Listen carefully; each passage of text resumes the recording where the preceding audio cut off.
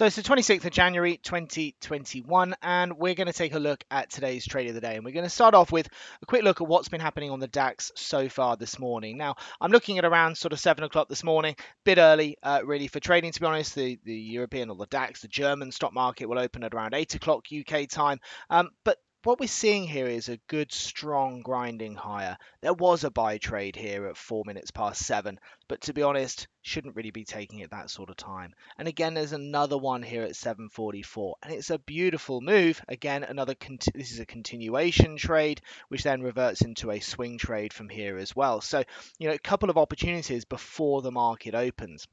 Now, these are unusual sort of moves, to be honest, to get sort of big moves like this right before the open. Ranges tend to be a bit tighter and so on, but we're absolutely breaking out here. And what we can see is this orange line here. See how it turns from orange to blue, and then this strong uptrend then continues. This market is moving higher, and as you can see, we start to have a little bit of a pullback right hand side here. Then you can start to see it continuing to rise. Really hard to get back on this trade, unfortunately, because it's just going in one direction here.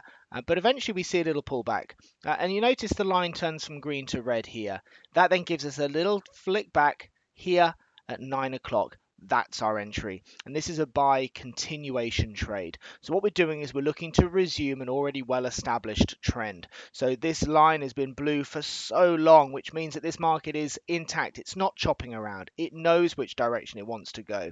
And there's the buy trade as we go back in line with the green indicators there. So it's a nice continuation trade, and actually after 2 minutes, 4 minutes, we're already nicely on side. So from 13789, you can see how the prices have continued to rise this morning, pulling back a little bit now for a hard close on this stop loss here. Look at the arrows here trailing up as the market continues higher. So for new traders, in around 13789, worst case scenario, you got the stop loss there on the arrow there trailing up for 13843.